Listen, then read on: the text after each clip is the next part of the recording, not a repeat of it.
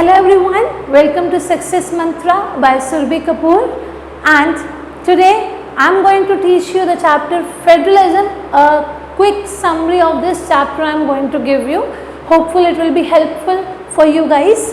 So let's start with the chapter Federalism. A short meaning is mentioned over here. अगर हम first chapter की बात करें हमारे पास, so we read about the power sharing. Power sharing में हमने क्या पढ़ा? That is the distribution of power among different government bodies or different levels. So this is all known as our power sharing. So उसमें हमने एक part पढ़ा था हमारा vertical form of power sharing. So उसके ऊपर आज हमने पूरा का पूरा चैप्टर पढ़ना है. Vertical form of power sharing is also known as your federal government. So the same meaning over here, that powers when it is divided among different levels. Organs में नहीं होना यहाँ पे पावर्स जो डिवाइड हो रही है वो किस में हो रही है? डिफरेंट लेवल्स, जैसे कि आपकी सेंट्रल गवर्नमेंट, आपकी स्टेट गवर्नमेंट एंड देन आपकी लोकल गवर्नमेंट. जब ये पावर्स हमारे पास अलग अलग लेवल्स पे डिस्ट्रीब्यूट होंगी तो उसको आप क्या बोलोगे? आपकी फेडरल फॉर्म ऑफ गवर्नमेंट. अब इस फेडरल फॉर्म ऑफ गवर्नमेंट के बहुत सारे फीचर्स हैं, जैसे कि इट इज़ मैंडेटरी कि हमारे पास 2 या 2 से ज़्यादा लेवल्स ऑफ गवर्नमेंट होनी चाहिए. अगर सिर्फ एक लेवल ऑफ गवर्नमेंट हमारे पास हुई तो डेमोक्रेसी तो कहलाएगी वो, बट वो हमारे पास कौन सी गवर्नमेंट कहलाएगी? हमारी यूनिटरी गवर्नमेंट वो हमारे पास कहलाएगी, जहाँ पे सिर्फ एक ही लेवल की गवर्नमेंट होगी. अब फेडरल में हमारे पास 2 या 2 से ज़्यादा लेवल्स ऑफ गवर्नमेंट होंगी.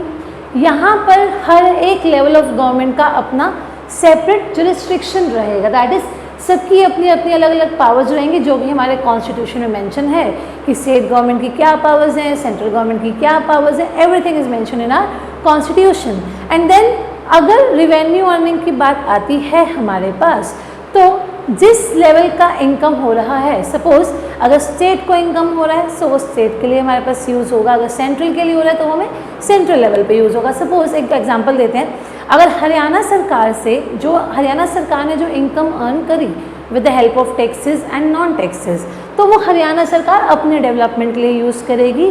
वो आपकी यहाँ पर यूपी, पंजाब, किसी और के लिए उसको यूज़ नहीं किया जाएगा. ठीक है. सो इनका सोर्स ऑफ रेवेन्यू क्या होता है? स्पेसिफाइड होता है कि कैसे कैसे कहाँ से अर्न होगा और कैसे कैसे वो यूज़ होगा हमारे पास. And then jurisdiction specified in the constitution. Constitution में किसकी कितनी पावर्स हैं, everything is mention over there. The most important is कि फेडरलिज्म के हमारे पास 2 ऑब्जेक्टिव्स रहते हैं. मेन ऑब्जेक्टिव्स में कौन कौन से हैं? The first thing, promote unity, कि भैया हमारे यहाँ पे बहुत डाइवर्स काइंड ऑफ पीपल रहते हैं, तो उनके बीच में यूनिटी को प्रमोट करना, उनके बीच में यूनिटी को मेंटेन करना, ये काम हमारी गवर्नमेंट का है. And then is accommodating regional diversity. जो इतनी रीजनल डाइवर्सिटीज़ वाले लोग हैं, सो उन सबको यहाँ पे एक तरीके से एक साथ लेकर चलने का काम भी हमारे पास किसका रहता है? हमारा federalism, federal form of government का रहता है हमारे पास. Hopefully the meaning and the features of federalism is clear to everyone. Now let's next move towards the types of federation. ठीक है. अब हमारे पास हमारी फेडरेशन कितने टाइप्स की होती हैं? We are having 2 types of federation. The one is holding together government and the other is the coming together. Coming together में हमारे पास यहाँ पे क्या होता है? सपोज एक हमारे पास हमारी कौन है, यहाँ पे गवर्नमेंट है और डिफरेंट स्टेट्स यहाँ पर इनके पास आ रहे हैं और ये सारे मिलके आपस में क्या कर रहे हैं? डिसीजंस लेते हुए चल रहे हैं. ठीक है. यहाँ पे क्या होती है? हर एक स्टेट की पावर्स इक्वल है. Nobody is superior, nobody is subordinate. और ये इंडिपेंडेंट स्टेट्स आपस में एक साथ आती हैं ताकि ये एक फाइनल डिसीजन यहाँ पे ले सकें. USA and Australia is one of the best example for this coming together government. अगर हम बात करें होल्डिंग टुगेदर गवर्नमेंट, इंडिया का एग्जाम्पल भैया अपने दिमाग में रख लेना. इंडिया में हमारे पास क्या रहता है? सेंट्रल गवर्नमेंट की पावर्स सुप्रीम पावर्स हैं. सेंट्रल गवर्नमेंट की पावर्स क्या रहेंगी? ज़्यादा पावर्स रहेंगी. स्टेट गवर्नमेंट की पावर्स कम रहती है. सेंट्रल गवर्नमेंट को स्टेट गवर्नमेंट के लिए अकाउंटेबल होना पड़ता है. स्टेट गवर्नमेंट को सेंट्रल गवर्नमेंट को कहीं ना कहीं अकाउंटेबल होना पड़ता है. और सेंट्रल गवर्नमेंट किससे अकाउंटेबल होगी भाई? होगी किसी को? यार होगी. हमें जनरल पब्लिक को अकाउंटेबल होगी हमारी सेंट्रल गवर्नमेंट. कॉन्स्टिट्यूएंट्स में जो है यहाँ पे अनइक्वल पावर्स हैं. लार्ज कंट्री जो हमारे पास अलग अलग लेवल्स पे डिवाइडेड है, central and state powers. Central government के पास हमारे पास मेजर पावर्स हैं. यहाँ पे एग्जांपल है आपके पास India and Belgium. So this is all about the holding together government and the coming together government. बहुत बार इनके एग्जाम्पल्स भी आपके पास एग्जाम में आते हैं और इनके जो है हमारे पास होल्डिंग टुगेदर गवर्नमेंट और कमिंग टुगेदर गवर्नमेंट के बीच में डिफरेंस भी क्रिएट आ जाता है आपके पास। नेक्स्ट हमारे पास आता है अब जो ये पावर्स हैं हमारे पास कि भाई सेंट्रल गवर्नमेंट किस पे काम करेगी, स्टेट गवर्नमेंट किस पे काम करेगी, तो ये सब चीज़ें ना हमारे कॉन्स्टिट्यूशन में डिफरेंट लिस्ट में मेंशन कर दी गई, which is given here. The one is union list. Union list बोले तो जिस पे हमारे पास यहाँ पे क्या होने वाला है, सेंट्रल या फिर नेशनल अफेयर्स की बात हो रही है हमारे पास। जब हमारे पास नेशनल अफेयर्स की पूरी कंट्री के लिए कोई डिसीजन लिया जाएगा वो होता है हमारे पास हमारी यूनियन लिस्ट में मेंशन, जैसे कि बैंकिंग, जैसे कि आपका डिफेंस, जैसे कि आपकी फॉरेन करेंसीज या आपकी अपनी फॉरेन ट्रेड करना है। यहाँ पर स्टेट लिस्ट में हमारे पास वो डिसीजन लिए जाते हैं जिसमें स्टेट गवर्नमेंट का डिसीजन फाइनल होता है और वो एक पर्टिकुलर स्टेट के लिए यहाँ पे काम किया जाएगा। Example your trade, example your forest, ठीक है, ये सब कुछ एग्जाम्पल्स हैं जिसपे स्टेट गवर्नमेंट डिसीजन लेगी। सपोज अगर हमारे पास यहाँ पे यूपी टेट का पेपर हो रहा है या यूपी बोर्ड का पेपर हो रहा है तो उसमें यूपी बोर्ड का पेपर कैसे होना है कैसा नहीं होना उस पर डिसीजन लेगी उसकी यूपी गवर्नमेंट, ठीक है। फिर आता है हमारे पास हमारी कंकरेंट लिस्ट।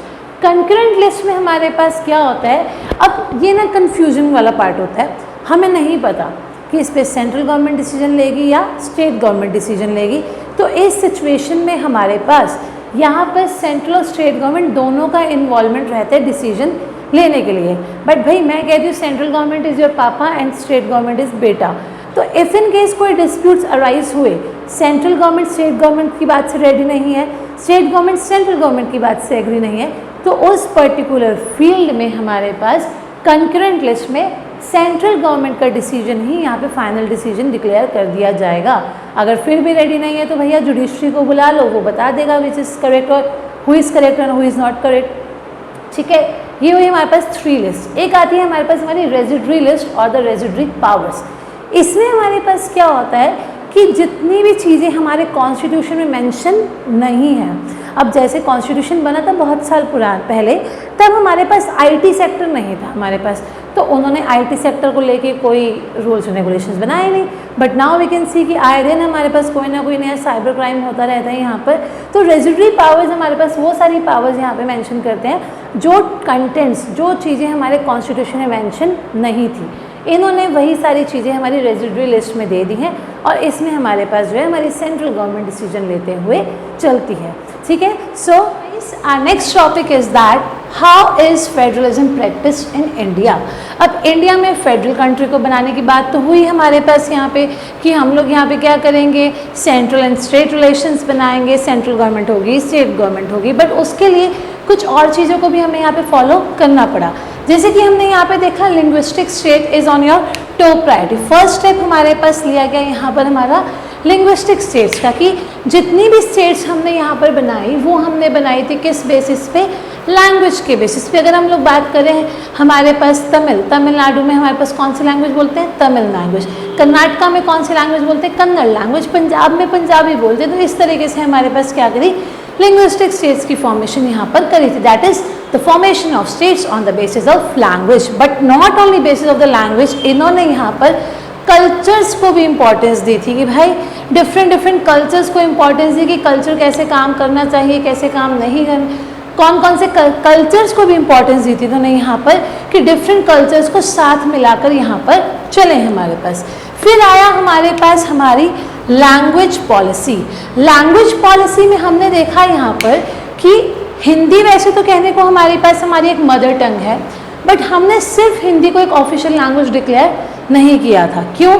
क्योंकि भाई बहुत सारे बंदे ऐसे हैं जिनको हिंदी बोलनी ही नहीं आती है यार, उनको समझ ही नहीं आती है। तो वहाँ पर हमारे पास क्या कर रहा है, हिंदी इंग्लिश के साथ साथ रीजनल डायलेक्ट्स को भी इम्पोर्टेंस दी गई कि वहाँ उनको भी हम लोग यहाँ पे क्या करें, हमारी जो है उनको भी हम लोग यहाँ पे अपनी ऑफिशियल लैंग्वेज डिक्लेयर करते हुए चले हमारे पास यहाँ पे। एंड इंडिया में हमारे पास 22 शेड्यूल लैंग्वेजेस हैं यहाँ पर जो हमारे पास यहाँ पे बोली जाती है। Still you can check it in the NCERT कि कितने लैंग्वेजेस हमें यहाँ पे गिवन है, 21 और 22, क्योंकि बहुत पहले 29 भी दी हुई थी हमें, ठीक है। So next is are centre state relation. Centre state relations में वो कहते हैं there must be smooth relationship between central and the state government. क्यों? सेंट्रल और स्टेट गवर्नमेंट के बीच में अगर स्मूथ रिलेशनशिप होगा तभी हमारी डेमोक्रेटिक गवर्नमेंट, तभी हमारी फेडरेशन गवर्नमेंट अच्छे से रन कर पाएगी। इसके लिए कॉन्स्टिट्यूशन ने सेंट्रल गवर्नमेंट और स्टेट गवर्नमेंट की पावर्स को लिमिट कर दिया कि किसकी कितनी पावर्स रहेंगी हमारे पास, कौन किस लेवल तक का काम करेगा। और साथ ही साथ में ये लोग हमारे पास क्या कर सकते हैं, अपनी कॉलिशन गवर्नमेंट फ्रेम कर सकते हैं। कॉलिशन गवर्नमेंट फ्रेम करेंगे तो दोनों मिलजुल कर काम करेंगे, यहाँ पर दोस्ती बनाएंगे, यहाँ पे हम साथ साथ हैं चलना। इन्होंने ये नहीं करना कि सेंट्रल गवर्नमेंट उधर जा रही है, स्टेट गवर्नमेंट कह रही है नहीं भाई मैं तो इधर जाऊँगा। So this should not be done. ये लोग क्या करेंगे, हमारे पास मिलकर एक प्रॉपर म्यूचुअल अंडरस्टैंडिंग बना के हमारे पास ये काम करेंगे। अब नेक्स्ट टॉपिक आता है हमारे पास decentralisation and somehow the last topic of this chapter is decentralisation. Decentralisation का मतलब क्या होता है, जब पावर्स दे दी गई सेंट्रल गवर्नमेंट ने, स्टेट गवर्नमेंट ने अपनी थोड़ी सी पावर्स को शेयर करा लोकल गवर्नमेंट के साथ, ठीक है। Division of power at a local level, local government के साथ भी पावर्स को शेयर करा कि भाई आप भी इक्वली इंपॉर्टेंट हो, आपका भी मन करे तो आप अपने लेवल के लिए डिसीजंस यहाँ पे ले सकते हो। इसी टाइम में 1992 में कॉन्स्टिट्यूशन में कुछ चेंजेस आए। कॉन्स्टिट्यूशन में चेंजेस क्यों आए थे हमारे पास, क्योंकि कहने को तो लोकल लेवल हमारे पास बहुत टाइम से काम कर रही थी लोकल गवर्नमेंट, बट उसको कॉन्स्टिट्यूशन में प्रॉपर इंपॉर्टेंस नहीं मिली थी यहाँ पर। तो 1992 में कॉन्स्टिट्यूशन में कुछ चेंजेस आए हमारे पास यहाँ पे। वो चेंजेस हमारे पास कैसे थे, सबसे पहले उन्होंने बोला कि भैया इलेक्शंस को कर दो मैंडेटरी, कि इलेक्शंस होने ही चाहिए हमारे पास, जिसके लिए एक सेपरेट स्टेट इलेक्शन कमीशन बना, SEC।